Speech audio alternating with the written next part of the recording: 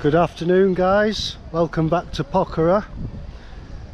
So I've come out in the afternoon. I was in my room and it was quite warm outside. The forecast is rain, and I came out, and as I was coming out a big black clouds appeared over this side. But as you can see over this side we've got Pokhara.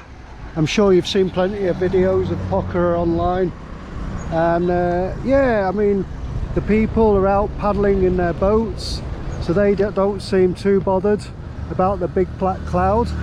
So today I thought I'd take you down this end of the lake.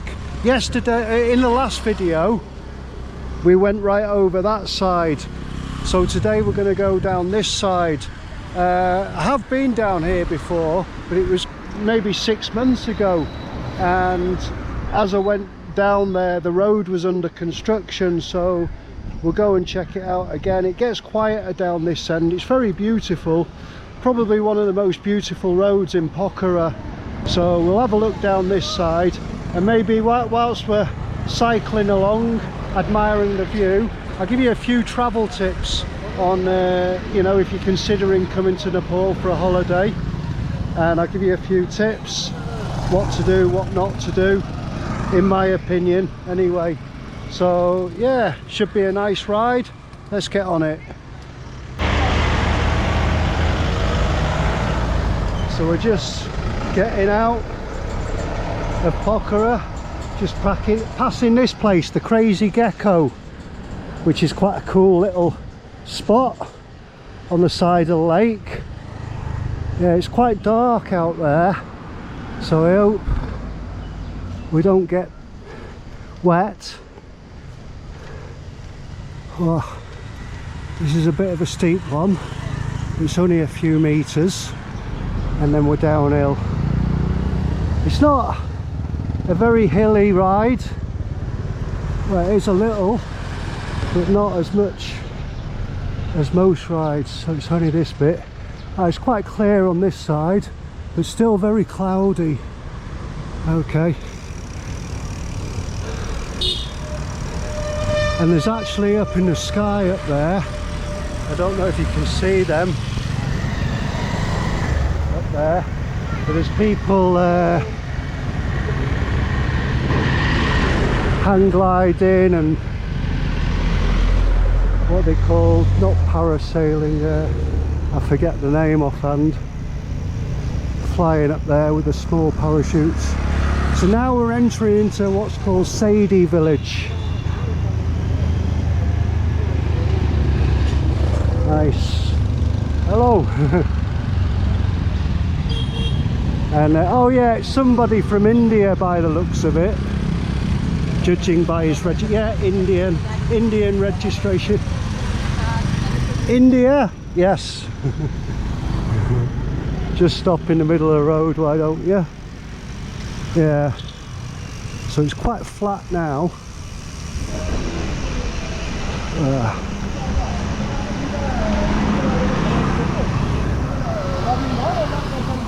Yeah, so one of the first things, let's start with arriving or before setting off, the visa. I strongly suggest there's a form, you need to fill in a form for a visa, and if you don't do it, let me change hands. Namaste. In the airport you have to queue up to get a form to fill it in. You have to fill in a form on a very old desktop computer with very poor internet connection, and there's a long queue. You know, the mouse doesn't work properly. What's this guy? The keyboards are pretty naff. Wow, nice scenery, lovely.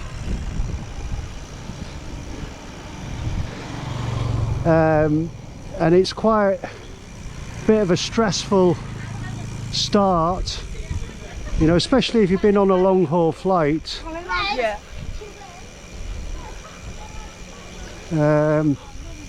So you can do it online, you just fill in the form online, and also you can pay for the visa online, which is also saves a bit of time.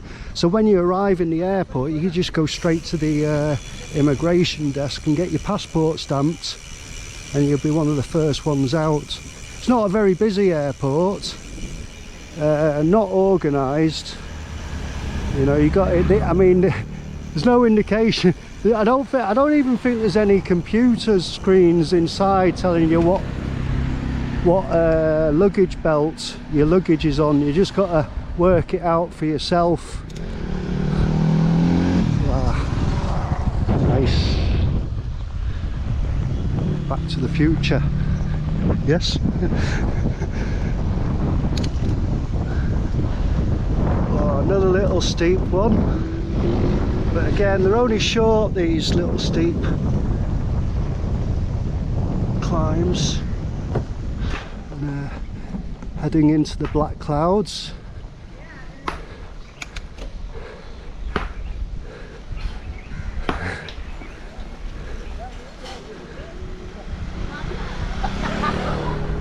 Yeah, so that's one thing I'd do first, and wow,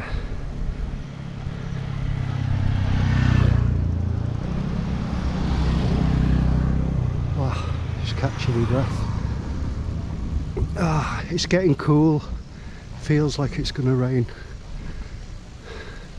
but hopefully not too much. Ah, thunder is rumbling in the sky. What do you think? Let's see what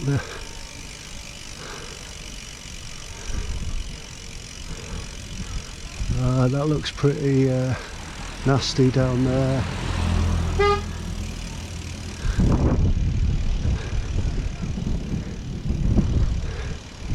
I guess we can always find shelter. Let's just go. See, we're almost at the end of the lake now, but just down here a little bit the road gets pretty rough, so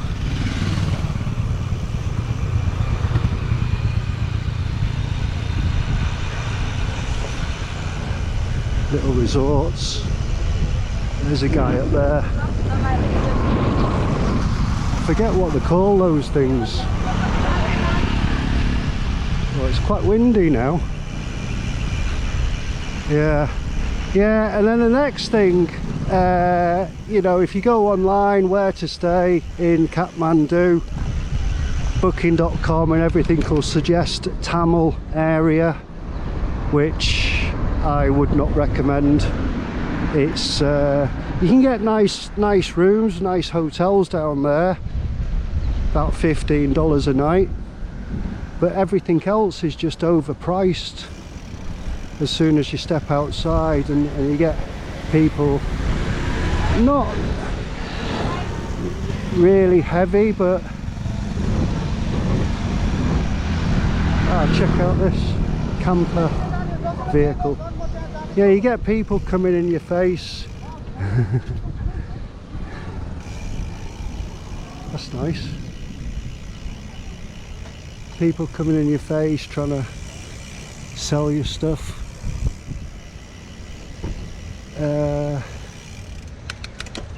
And the rest, there's some good food actually, there's some good restaurants, but again a little bit overpriced. I usually stay in near Freak Street, Basantapur. Actually it's or Civil Mall, behind Civil Mall there's lots of hotels, very cheap, less congested area. It's actually an area where a lot of Indians stay, but there's a lot more authentic cheap food available around that area, and a lot of shops and that, you know, so a lot of Nepalese people shopping around that area. So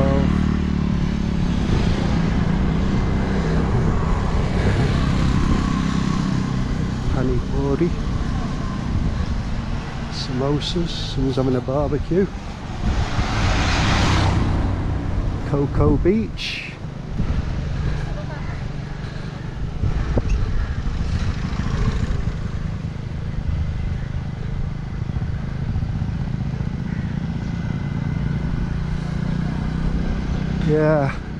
So that's my second tip. The bus, I mean, you can fly from Kathmandu to Pokhara, but I've never met anyone that's taken that flight. I don't know why. But the buses, there's loads of buses. There's mini buses that get as many people as they can in them. That's a very extremely uncomfortable journey, and you can take those mini buses, I think, any time of day. They're all just lined up outside the bus park, and they're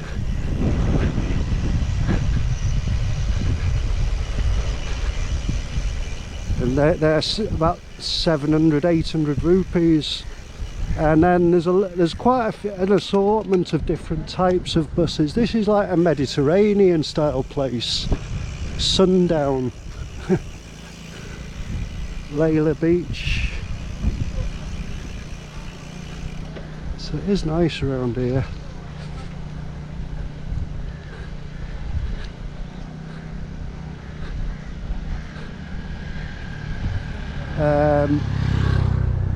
Yeah, anyway, there's one called Lotus, and it's about 800 rupees, and it's the big air suspension Volvo luxury bus with big sofa seats. And I take the night bus because although it's a nice scenery, bit of a rough journey. Oops.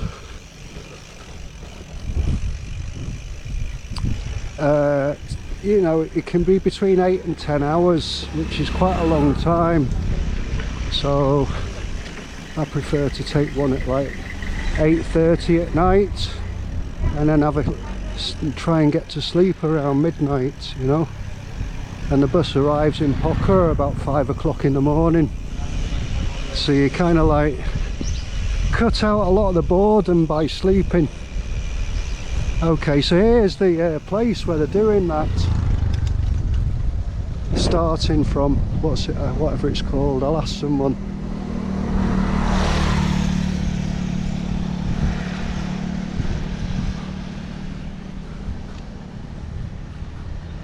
So I'm just landing there.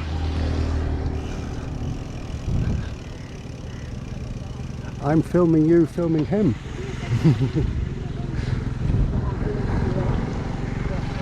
Hello.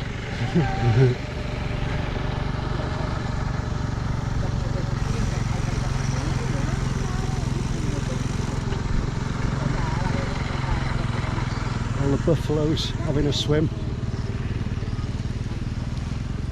Nice.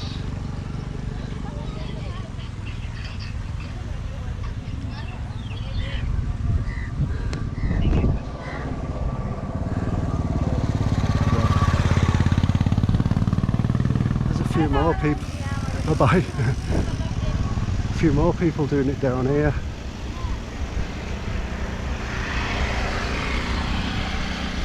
Well, the road's quite good so far.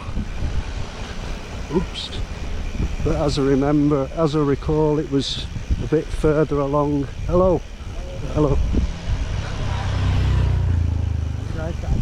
Oops. Hello, sir. Very green around here, you see. Here's a tip for you. Don't try to cycle around the lake, because as you see there's mountains on the other side, and you get just down here and it just goes on at like after the village, at the end of the village, it just goes onto a really bad rocky, like literally rocks on the road, not used in a long time, like literally just over that side, and that's where you have to turn back, unfortunately. You can only get you can get down here, and then you can go around the other side where I showed you in the last video. Oh dear, that didn't sound nice. Hopefully there'll be a place to stop if it gets too much.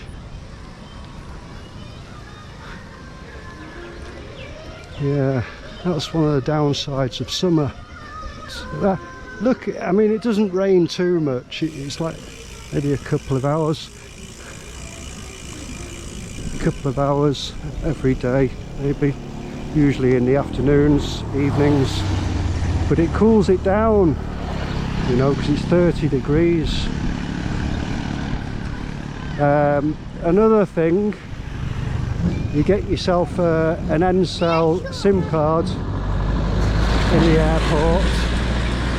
They got 2 places selling SIM cards, so forget the first place, because that's where everyone stops, because it's the first place that they see. There's a second place in the airport as you're exiting N-Cell, and if you're staying here in Pokhara, the electricity goes off most days, usually for about 30 minutes, and unfortunately for some reason your SIM card stops working, so you got no internet data or no internet signal when the electric goes off. And okay, so where are we now? Bakunde village. Oops, a tissue. Bless you. Yeah, plenty of restaurants and cafes down here, open to more. Oh, I can feel it. I can hear it. Can I avoid it?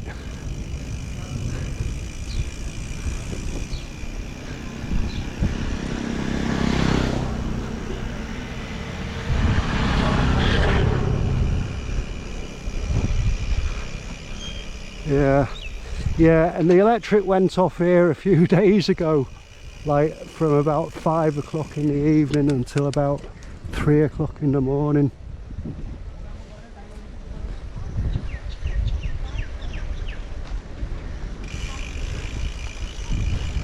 Right, I think the rain is starting. Yeah, so I'm gonna have to find a shelter somewhere. Or turn back maybe. I might turn back actually, because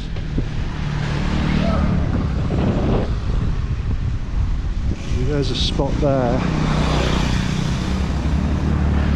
So you never know how long this rain's going to last. Big rain over there though, coming this way. But it's clear everywhere else. And the farmers are still out, they don't seem too bothered.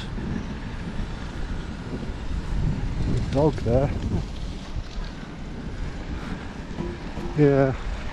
Yeah, so Lotus, the big bus, is for me personally, I think that's the best one I've travelled in so far, because even the people driving the bus, sometimes they're not very nice.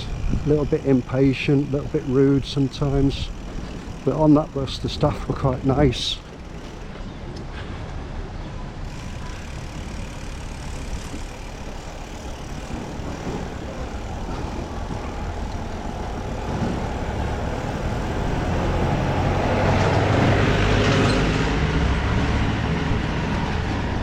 Yeah, so it's raining now and there's people starting to run. So let me have a look. What's it look like? It's quite clear back up that side. I might turn around actually. See how these bikes to pass.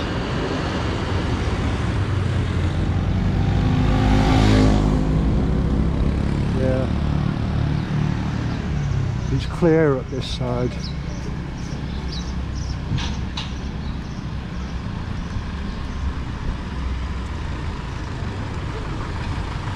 Oops.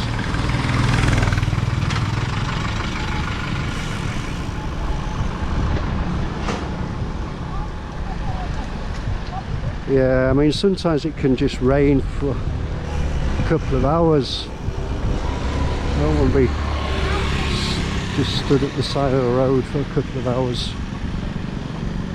don't even particularly want to be sat in a cafe for a couple of hours.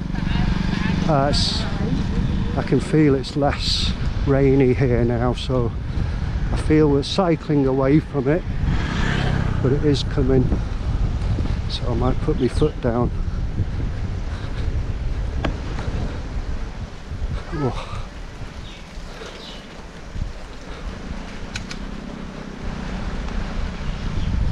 Yeah, I don't want to get caught in a monsoon. Oops. Other tips. So, by Western standards, Pokhara, Nepal is very cheap, but still, people will did a somersault in the middle of the road. But people will overcharge you because when you go in the shops, there's no like price labels or anything. People just expect, because generally everything is a fixed price, like, although there isn't a price label on it.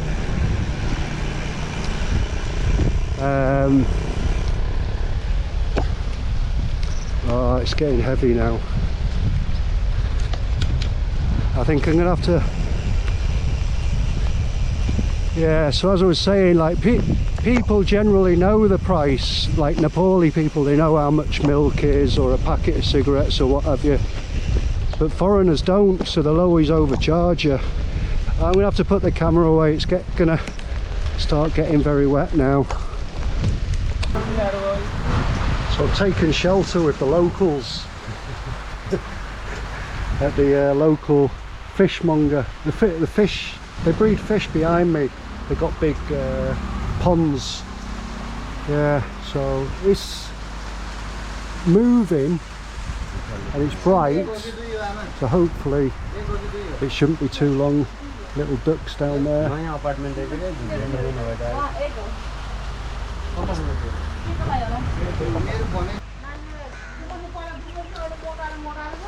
Everyone else has cleared off and it's getting pretty dark out there. You can just see it the other side, the clouds, but there's still people walking about and driving about. It doesn't look too heavy, looks like a shower, but it's consistent, so I'd get wet if I get very wet if I cycled back now, so I'll hang on for a few more minutes. Oh, here's all the different fish that they sell. Eels, they sell chickens, and is that a duck? Maybe they're for sale, or they're going to end up on someone's plate.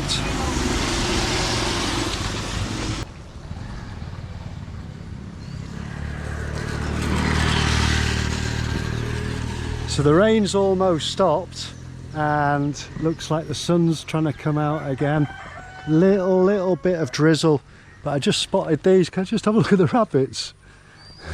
I just spotted all these rabbits when I was standing over there.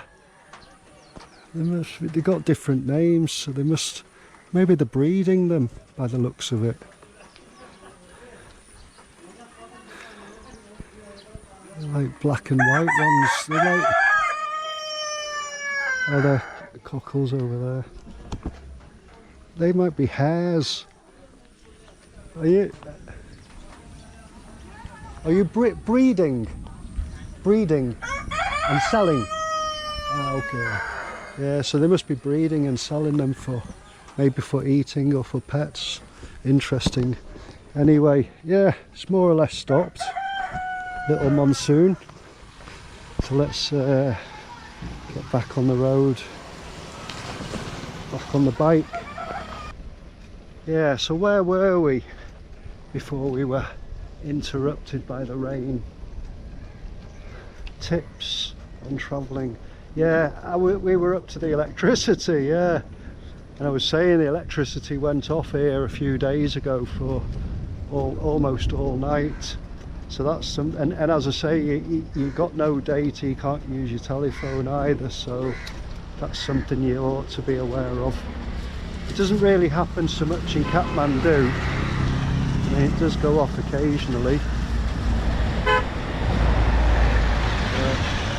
Here it does, and it seems to always go off when it's a thunderstorm as well. So not so great if you're stuck in your room. It's dark, wet, can't go outside, and you've got no electricity. And there's Pokhara again.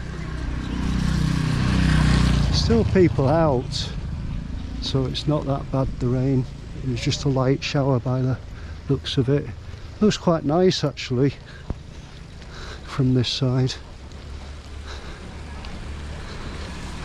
Oops, potholes. Oh. Check out them. Big ones. Oops. The king's coming! The king! The king is coming!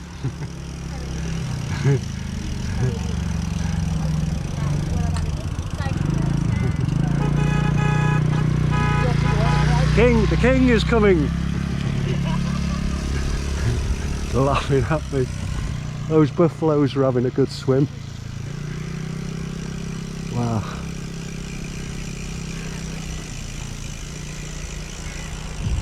Is he? Sounds like a bus. Whoops. What's coming up behind me? I can't see. Must be a bus. This guy's waiting for the bus.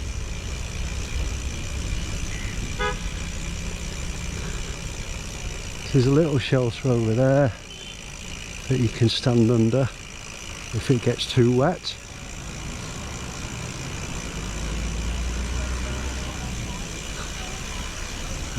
Back up the hill again.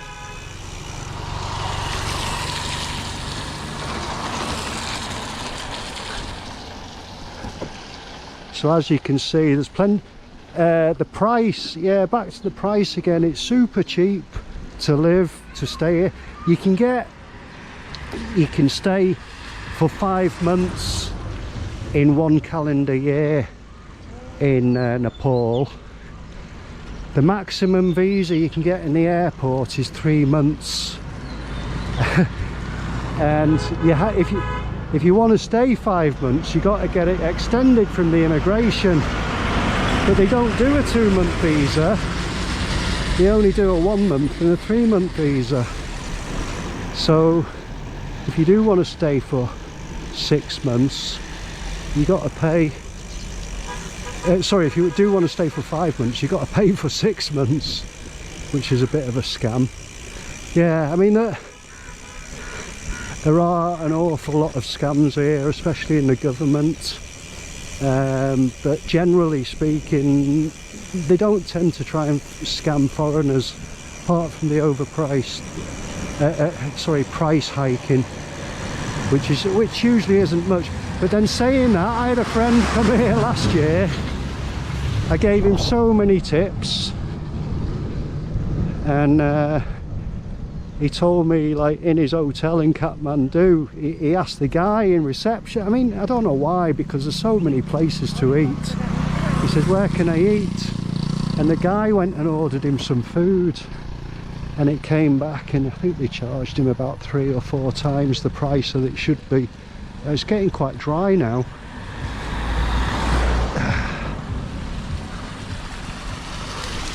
Little waterfall. Yeah,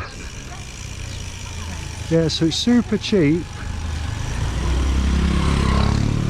so you can stay here and live quite well for 5 months and not spend too much money, unless you pay to do lots of activities. Trekking's quite cheap. You pay, I think, 3,000 rupees now for the trekking permit. And a lot of the places where you stay on the treks are free, but the food, as you get higher up, the food gets more expensive.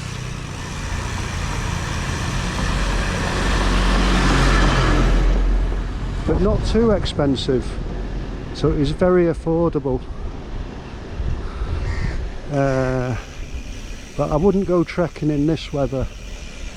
Rain and leeches and humidity. I mean, it's cold, it'll be cool once you get up to a certain altitude.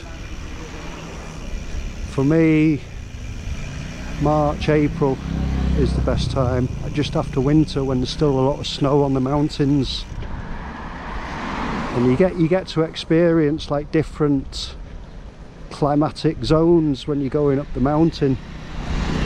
Like sometimes it can be thick with fog, or like a blizzard snowstorm. It's quite interesting and very quiet, not many tourists.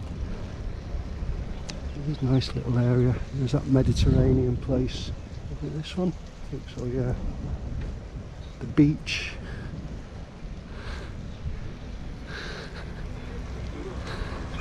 Nice cafe.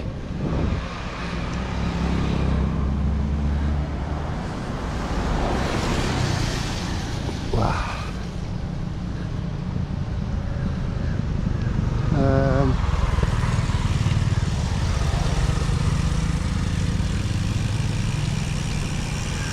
Just trying to think what else I was going to tell you.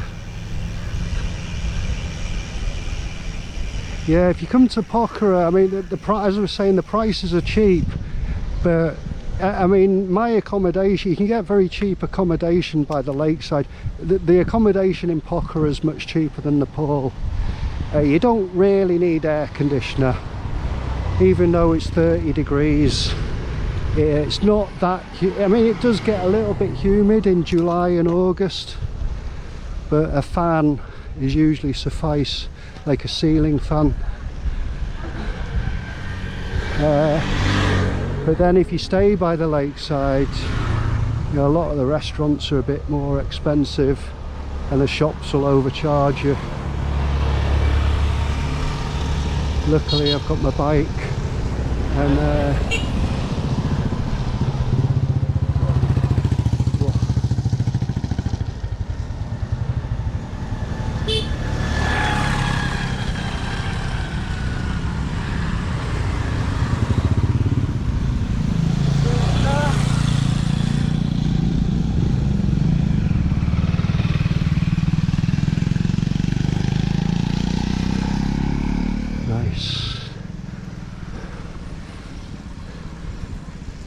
yeah, so yeah, I mean, you can, as I say, you can live cheaply over here, but because I stay for like, this time I'm here for 3 months, I do cook a lot at home. It's in a family house, they let me use the refrigerator, keep some basic things in there, milk, cheese, butter. I mean, for example, like where I go shopping is like where all the locals go shopping, and I pay 45 rupees for like a loaf of sliced fresh sliced bread. 45 rupees, but if I buy it by the lakeside, it costs me about 90 rupees. Veg, you know, I buy like a bag full of veg every day for about 200 rupees. Fruit, mangoes, bananas, papaya, coconuts. There's quite a bit of stuff's imported from India, so this usually comes a little bit more expensive. Oh.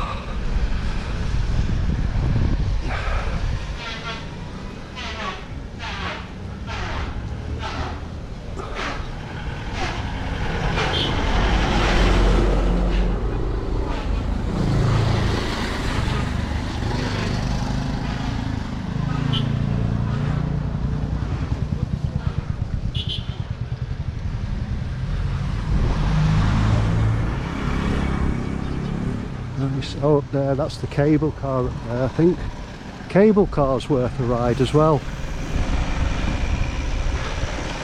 quite good going up the mountain above the trees.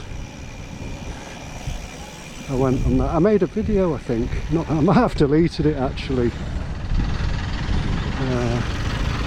Hello.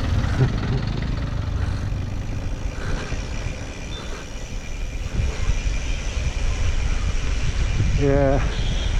So I think that's what else can I think of? We're almost at the end, back to Pokhara. But there'll be another video in a few days. Try and do something a bit more exciting. Fancy going to one of them swim spots.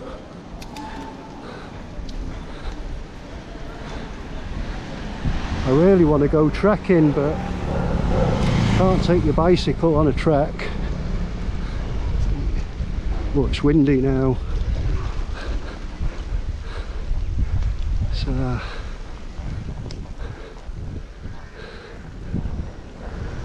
but his sun's coming out a little bit.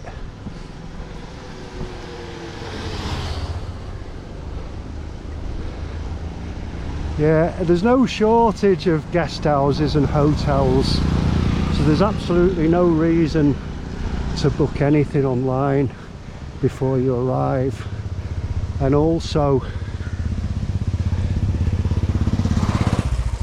from what I've seen, I don't recommend, like, if you're going to do a trek, you probably, if it's your first time, you might be feeling a bit nervous, as most people do. There's no reason to go on Facebook and start asking in Nepal travel communities about trekking, or you'll just get inundated with guides that obviously want your business, and they won't give you a price. No one will give you a price online. Feels like, oh, it might be dripping from the trees. But I've seen it a lot. People will post on Facebook, and the next thing they get these 30 odd messages. Welcome to Nepal, I'm Mr. Sherpa guide Tang, and I'll guide you. Contact me as soon as you arrive. So back in the tourist area.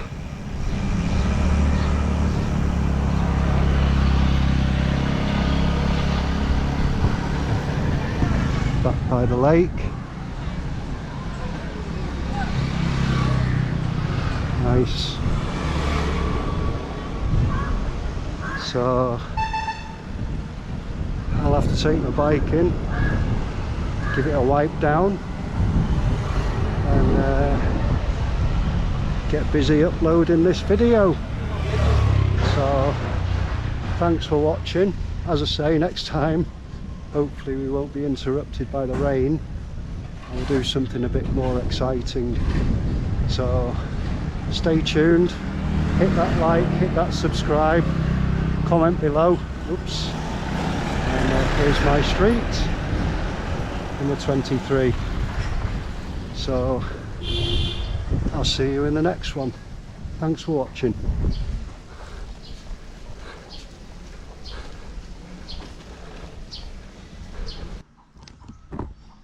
Just come home, no bloody electric.